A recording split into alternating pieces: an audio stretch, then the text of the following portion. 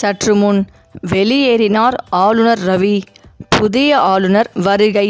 ஜனாதிபதி அதிரடி அறிவிப்பு. அதாவது ஆளுநருக்கு எதிராக தமிழ்நாடு அரசு தொடர்ந்த வழக்கின் விசாரணையை உச்சநீதிமன்றம் ஒத்திவைத்தது. கலைஞர் பல்கலைக்கழக மசோதாவுக்கு ஆளுநர் ஒப்புதல் தராமல் ஜனாதிபதிக்கு அனுப்பியதை எதிர்த்து வழக்கு தொடரப்பட்டது. தமிழ்நாடு விளையாட்டு பல்கலைக்கழக மசோதாவுக்கு ஆளுநர் அனுமதி தர உத்தரவிடக் கோரியும் மனு தாக்கல் செய்யப்பட்டிருந்தது.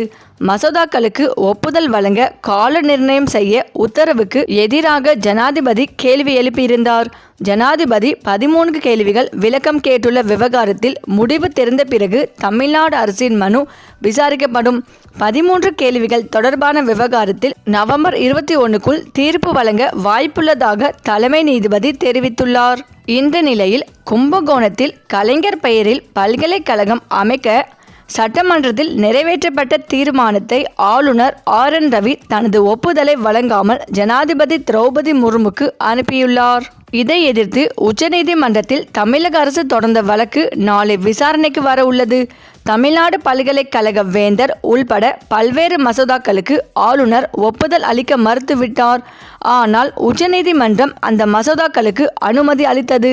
இது விவாதங்களுக்கு வழிவகுத்தது. இதையடுத்து ஜனாதிபதி இது தொடர்பாக உச்சநீதிமன்றத்தில் பல்வேறு கேள்விகளை எழுப்பி விளக்கம் கோரியுள்ளார்.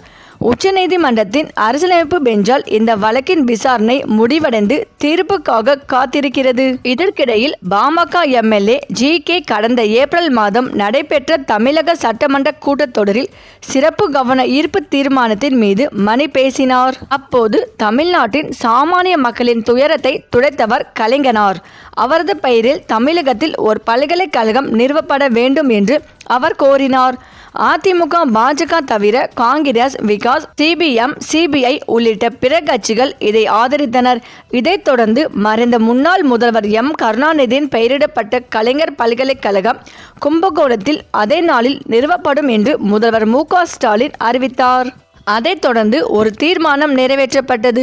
பெரும்பாலான அரசு உதவி பெறும் பல்கலைக்கழகங்களைப் போலவே இந்த பல்கலைக்கழகத்தின் வேந்தராக முதல்வர் இருப்பார் என்றும் ஆளுநர் வேந்தராக இருக்க மாட்டார் என்றும் கூறப்பட்டது. அரசு உதவி பெறும் பல்கலைக்கழகங்களின் துணைவேந்தர்களை நியமிக்கும் அதிகாரங்களை ஆளுநரிடமிருந்து அரசுக்கு மாற்றிய உச்சநீதிமன்ற தீர்ப்பிற்கு பிறகு திமுக அரசால் நிறுவப்பட்ட முதல் பல்கலைக்கழகம் இதுவாகும். இதையடுத்து இந்த மசோதா ஆளுநர் RN ரவியின் ஒப்புதலுக்கு அனுப்பப்பட்டது. ஆனால் அவர் ஒப்புதல் அளிக்காமல் ஆகஸ்ட் முதல் வாரத்தில் ஜனாதிபதி திரௌபதி முர்முக்கு அனுப்பினார். ஆனால் இந்த மசோதா மீது அவர் இன்னும் எந்த நடவடிக்கையும் எடுக்கவில்லை. ஆளுநர் RN ரவியின் இந்த நடவடிக்கை எதிர்த்தும் மசோதாவை ஜனாதிபதிக்கு அனுப்பியதை ரத்து செய்ய கோரியும் தமிழக அரசு சார்பாக வழக்கறிஞர் மிஷா ரோத்தகி கடந்த 1ஆம் தேதி உச்சநீதிமன்றத்தில் மனு தாக்கல் செய்தார்.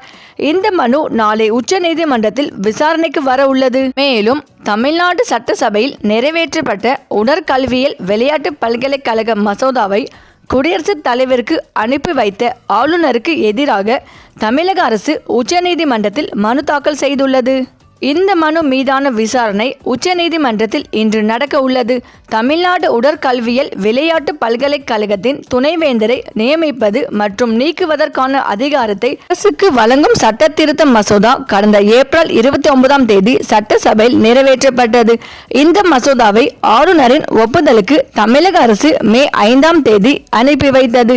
இதனையடுத்து ஆளுநர் மாநில அரசின் ஆலோசனையை மதிக்காமல் UGC விதிகளுக்கு முரணாக இருப்பதாக கூறி குடியரசுத் தலைவரின் பரிசீலனைக்கு ஜூலை 14ஆம் தேதி அனுப்பி வைத்தார். இது தொடர்பாக தமிழக அரசு உச்சநீதிமன்றத்தை நாடி இருக்கிறது. தமிழக அரசு சார்பாக வழக்கறிஞர் B. வில்சன் மற்றும் ஹரிஷ்குமார் ஆகியோர் மனு தாக்கல் செய்துள்ளனர். அதில் தொழில்நுட்ப கல்வி, மருத்துவ கல்வி, பல்கலைக்கழகங்கள் ஆகியவை பொது பட்டியலில் உள்ளதால் அந்த மசோதாவுக்கு ஒப்புதல் அளிக்கும் அதிகாரம் ஆளுநருக்கு உள்ளது. தவிர அந்த பல்கலைக்கழகத்தின் 2004ஆம் ஆண்டு சட்டத்துக்கு குடியரசுத் தலைவர் கடந்த 2005ஆம் ஆண்டு ஆகஸ்ட் 4ஆம் தேதி ஒப்புதல் அளித்துள்ளார். தற்போதைய சட்டத்திருத்த மசோதாவும் மத்திய அரசின் சட்டத்துடன் முரண்படவில்லை. இது தொடர்பாக மாநில அமைச்சரவையின் ஆலோசனையை அறிந்த பிறகும் UGC விதிகளுக்கு முரணாக உள்ளது என ஆளுநர் கருதியுள்ளார். இந்த விவகாரத்திற்கு யுஜிசி விதிகள் பொருந்தாது. உச்சநீதிமன்ற தீர்ப்புகளால் முடிவான சட்டத்தை மறந்துவிட்டு தமிழக அரசின் உண்மையான முயற்சிகளுக்கு ஆளுநர் முட்டுக்கட்டை போட்டு வருகிறார். இதனால் மேற்கண்ட சட்ட திருத்த மசோதாவை குடியரசுத் தலைவருக்கு அனுப்பி வைத்தது. இதன் மீதான மேற்படி நடவடிக்கையும் சட்டத்துக்கு முரணானது என அறிவிக்க வேண்டும். அந்த மசோதாவை ஆளுநருக்கே திருப்பி அனுப்பி யுஜிசிக்கு உத்தரவிட வேண்டும். அமைச்சரவையின் ஆலோசனைப்படி மசோதாவை பரிசீலிக்க ஆளுநருக்கும் உத்தரவிட வேண்டும் என்று தெரிவிக்கப்பட்டுள்ளது. ஆக கலைஞர் பல்கலைக்கழக மசோதாக்களுக்கு தமிழ்நாடு ஆளுநர் ஒப்புதல் வழங்காமல் குடியரசுத் தலைவருக்கு அனுப்பதை எதிர்த்து தமிழ்நாடு அரசு தொடர்ந்த வழக்கு மற்றும் தமிழ்நாடு விளையாட்டு பல்கலைக்கழக மசோதாக்களுக்கு ஆளுநர் RN ரவி அனுமதி வழங்க உத்தரவிடக் கோரி தொடரப்பட்ட வழக்கும் இன்றைய தினம் உச்சநீதிமன்ற தலைமை நீதிபதி BR கவாய் அமர்வு முன்பு விசாரணைக்கு வந்தது. இந்த விவகாரத்தில் ஆளுநர் அமைச்சரவையின் ஆலோசனைப்படிதான் செயல்பட வேண்டும். தமிழ்நாடு சட்டப்பேரவையில் நிறைவேற்றப்பட்டு ஆளுநரின் ஒப்புதலுக்காக அனுப்பப்பட்ட மசோதாவை அவர் ஒப்புதல் வழங்காமல் வழக்கமான நடைமுறையை கடைபிடிக்காமல் குடியரசுத் தலைவரின் ஒப்புதலுக்கு அனுப்பி வைத்திருப்பது சட்டத்திற்கு எதிரான செயல் என கவாய் வாதிட்டார். 2015ஆம் ஆண்டு முதல் தற்போது வரை 381 மசோதாக்கள் குடியரசுத் தலைவர் ஒப்புதலுக்காக அனுப்பி வைக்கப்பட்டுள்ளது. இவ்வாறு ஒவ்வொரு மசோதாவுக்கும் உச்சநீதிமன்றத்தை அணுக நேர்ந்தால் இதற்கென ஒரு தனி அமர்வை அமைக்க வேண்டியது இருக்கும் என கூறினார். மசோதாக்களுக்கு ஒப்புதல் வழங்கும் விவகாரத்திற்கு கால நிர்ணயம் செய்து ஒத்தி வைத்திருக்கும் சூழலில் அந்த வழக்கின் தீர்ப்பு வந்த பிறகு இந்த வழக்குகளை விசாரிக்கலாம் என நீதிபதிகள் கூறினார்கள். ஆக மசோதாக்களுக்கு ஒப்புதல் வழங்க கால நிர்ணயம் செய்ய உத்தரவுக்கு எதிராக குடியரசுத் தலைவர் தரப்பில் எழுப்பப்பட்ட கேள்விகளுக்கு தொடர்பான வழக்கின் விசாரணை முடிவடைந்து தீர்ப்பு ஒத்திவைக்கப்பட்டுள்ளது என்பது குறிப்பிடத்தக்கது. அந்த வழக்கின் தீர்ப்பு நவம்பர் 21ஆம் தேதிக்கு முன்பு வரும் என்று நீதிபதிகள் கருத்து தெரிவித்துள்ளனர். எனவே அந்த தீர்ப்பிற்கு பிறகு மீண்டும் இந்த வழக்கின் விசாரணை எடுத்துக்கொள்ளப்பட்டு அந்த தீர்ப்பின் அடிப்படையில் வழக்கின் விசாரணை நடைபெற்று தீர்ப்பு வழங்கப்படும் என்று நீதிபதிகளின் கருத்தாக உள்ளது.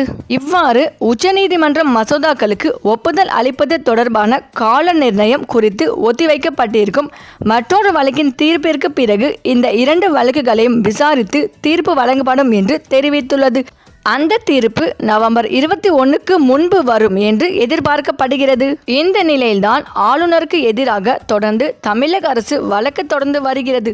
ஆனாலும் ஆளுநர் கைபாவையாகவே தொடர்ந்து செயல்பட்டு வருவது அப்பட்டமாகவே தெரிய வந்துள்ளதால் இதற்கு உச்சநீதிமன்றம் கண்டனம்